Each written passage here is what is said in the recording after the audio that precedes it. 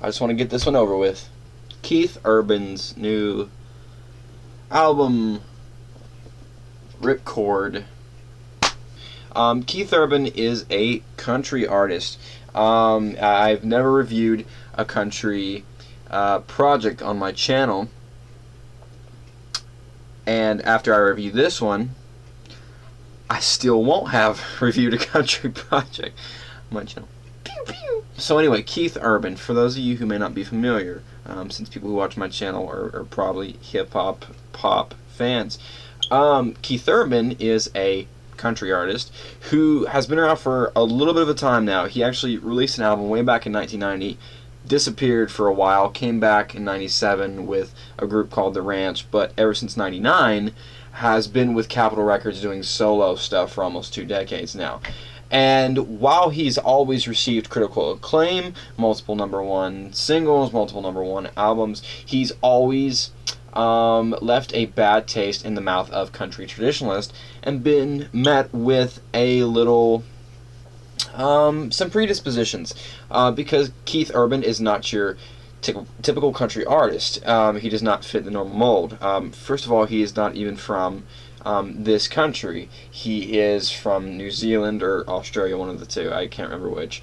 And he's always had, you know, those very pop and faddish elements thrown into his music. It's never been really traditional country. Not only that, Keith Urban has always been more of a little bit more of a pretty boy in country music. Not like a Hank Williams Jr. or a Mark Chestnut. He's just not one of those. He's not what we normally get out of country. But this album is his most pop thing to date.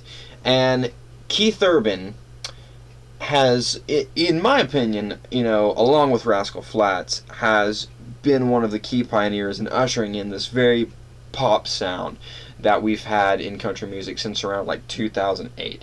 I mean, there's always been that pop influence. I mean, we can go back and look at some of Steve Warner's old stuff. We can go back and look at Dolly Parton.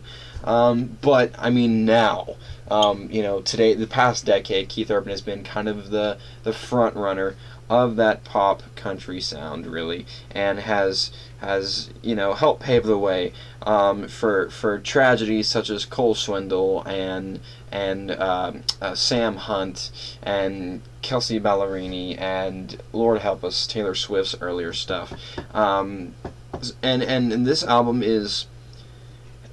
makes those albums look like a freaking Johnny Cash record.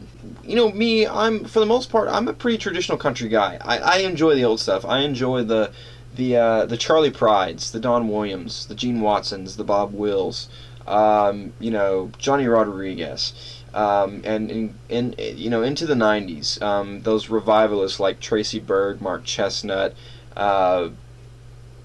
you know, John Michael Montgomery, Red Akins, David Ball, people like that. That is the kind of country music that I enjoy. Just very traditional, you know, very Western swing influenced. This album resembles really nothing of a country album, and the reason I decided to review it is because, don't get me wrong, I've enjoyed Keith's stuff in the past. The Golden Road album, while I feel that was kind of what set the tone for the rest of his discography, I really enjoyed.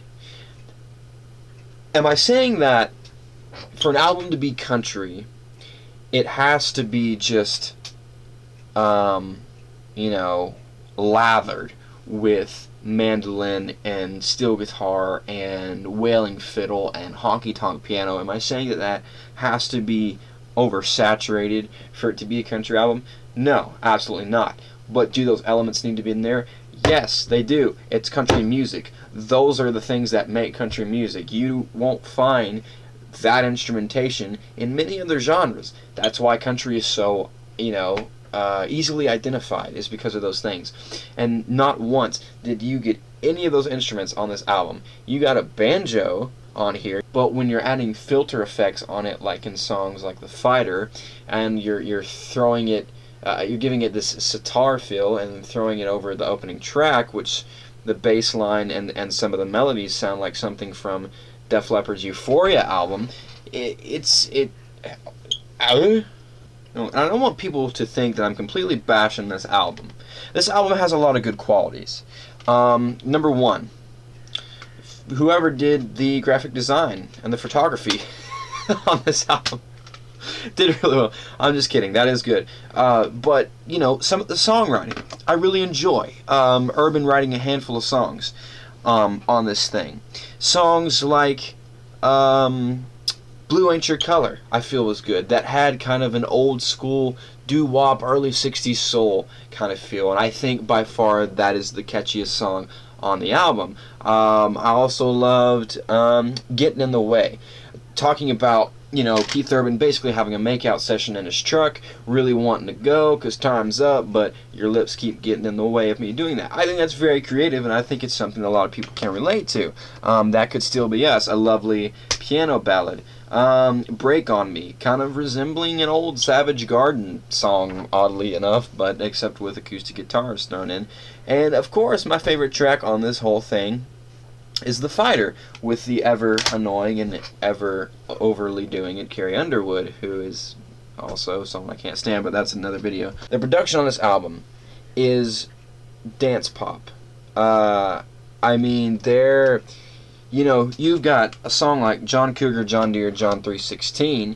When I saw that title, it gave me hope for something resembling a traditional country album, or a traditional country song, excuse me, and it just didn't. It started right off the bat with like a record scratch and some drum programming, giving it a hip-hop feel. You know, you've got, like I said, the opening track, Gone Tomorrow, Here Today, a little bit more alt-rocky sounding. The Fighter dance track, So Help Me, Sun Don't Let Me Down, and Pitbull. Of all the people you could have put on a record, and you're going to get Mr. Worldwide. Oh my goodness, this song is just a train wreck and a half. Between the club rap verse and the ad-libs that Pitbull's giving us, going over this new disco dance feel with the little jingly funk guitar thing happening. It's, wow, what a horrible song. You give it to a pop artist, you give it to an R&B artist who makes club music, and this song, I think, while I wouldn't have listened to it, would have at least sounded right. It does not sound right here by any stretch of the imagination. Wasted Time and Habit of You and Boy Gets a Truck, which is, I mean, Boy Gets a Truck and Your Body, those two songs back to back, just, oh, good lord. Just so boring. But let me say, even though I think the production on this is very much out of place for country, to say the least. I mean, it's pop and dance music with banjo and Keith Urban's vocals just thrown on top of it. That's all it is. You know, I think the pop and dance and hip hop production that's on here is good. It does sound good. It's just when you give it to this artist who tries to country it up a little bit, it sounds so wrong. There's so many, you know, pretty moments on this thing, you know, instrumentationally wise, you know, like Wasted Time sounded good. That Could Still Be Us sounds good. You know, Break on Me sounds good. But, you know, it's just, and don't get me wrong, Keith Urban's vocals do sound good too. Keith can sing, but I appreciate traditional country.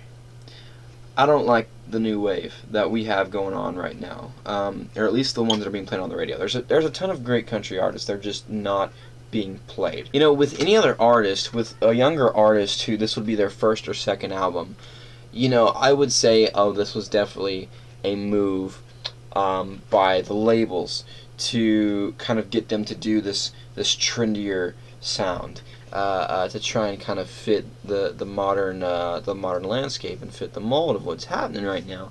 But with an artist like Keith Urban, who's been around forever, who could leave his contract and get a deal with virtually anybody he wanted to, because he sells albums, he sells out tours. Keith is not going to be forced to do anything, by no means. So that tells me that this is probably an album that he truly wanted to make, one that he took his time with. I mean, it has been 3 years since Keith has given us an album, and he did co-write many of the songs on this, and he seems very excited about this album. So this tells me that this is something that he wanted to make. Now, if it's something that he wanted to make because he really enjoys this music, and he really, like, this is the result of what his muse really was, and he truly likes this sound and wants to do this sound, that's a little bit shocking to me. But again, how much of it is Keith wanting to stay relevant? How much of it is Keith trying to keep up with the young cats that are around him right now? He's trying, maybe he's just trying to maintain his spot, so he's just saying, well, screw it, let's sell out, let's do it. I don't know. I can't gauge that. All I know it's a very interesting album. If you enjoy country music, don't listen to this. Really, truly. If you enjoy pop music, you will probably like this. No, there is a little bit of banjo thrown over this album, but pop music fans will like this. I did walk away with some songs that I enjoyed on this. I'm not gonna lie. There are 3 or 4 tracks that I like and that have replay value for me. I think Keith is a good singer. But this album, to be called country, is somewhat insulting. It really is. And to know that this is sitting in a country section in every record store and music department, across the country, I'm sure has many people, Merle Haggard, Freddie Fender, Marty Robbins, they're all turning over in their grave because of this. So here comes the really hard part for me, because I have to give it a rating based off my opinion. That's what makes it a review. That's what makes it a critique. For what it is, it's great. For a very modern, poppy Nashville country album, it's great. But for my own personal taste, this album to me is, a D+. Because I just don't, I don't dig what is happening for a lot of this album. Again, not a terrible album. Melodically, a lot of good moments. Sonically, a lot of good production. But this is a very weird mesh of 2 musical styles that don't really need to touch each other. Anyway, that's my 2 cents on the whole thing. I hope you enjoyed this review. Keith Urban fans, I'm sorry. Country music fans, I'm sorry. Not really, because someone has to say it like it is. And yeah, I mean, I got a cousin on one side that is Ernest Tubb. I have a cousin on the other side who's Buck Owens. So naturally, the blood in my veins is gonna want to hear some steel guitar and some fiddle and some walking bass. Not this.